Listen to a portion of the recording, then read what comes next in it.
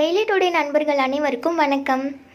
கற்பி புரட்சி செய் ஒன்று சேர் அப்படின்ற மந்திரத்தை வார்த்தையாக சொல்லாமல் தன்னோட வாழ்க்கையில் நிரூபித்து காட்டின ஒருத்தரை பற்றி தான் இந்த வீடியோவில் நம்ம பார்க்க போகிறோம்.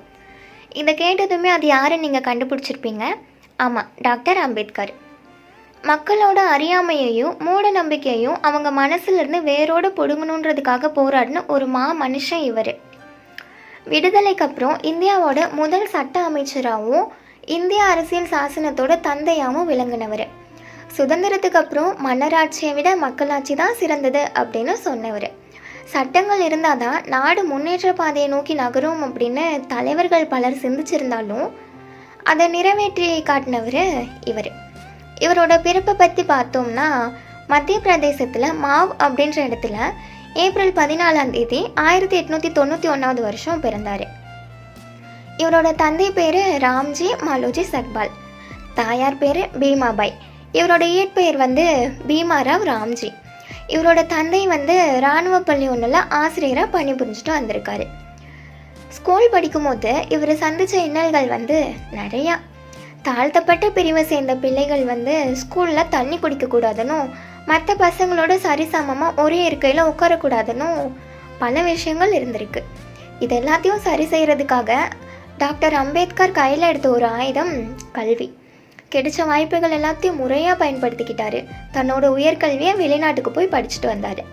கல்வி கற்கக்கூடாதுன்னு சொன்னவங்களுக்கு ஒரு நல்ல பாடம் புகட்டுறதுக்காக தன்னோட படிப்பாலேயே இந்த உலகத்தையே திரும்பி பார்க்க வச்சவர் இவர்.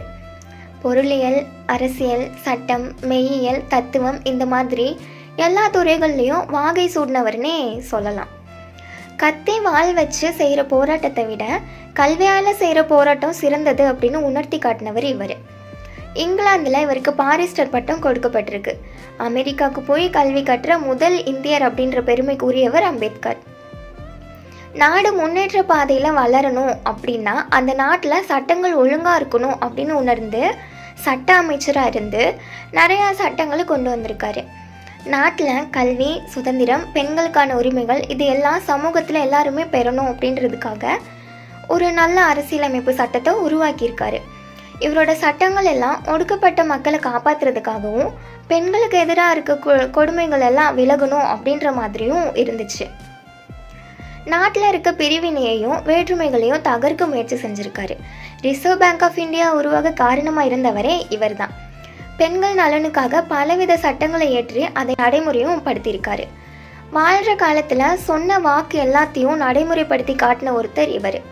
இவரோட சட்டங்கள் அப்புறம் கொள்கைகள் எல்லாம் இன்றைக்கும் மக்களுக்கு ஒரு உதாரணமாக இருந்துட்டு வருது. நாட்டுக்கு பல பணிகளை செஞ்ச அம்பேத்கர் அவர்கள் 1956 வருஷத்தில் டிசம்பர் 6 தூங்கிட்டு இருக்கும் போதே உயிரிழந்திருக்காரு டெல்லியில். இந்தியாவோட மிகச்சிறந்த உயரிய விருதான பாரத ரத்னா விருது இவரோட இறப்புக்கு அப்புறம் 1990 இவருக்கு வழங்கப்பட்டிருக்கு.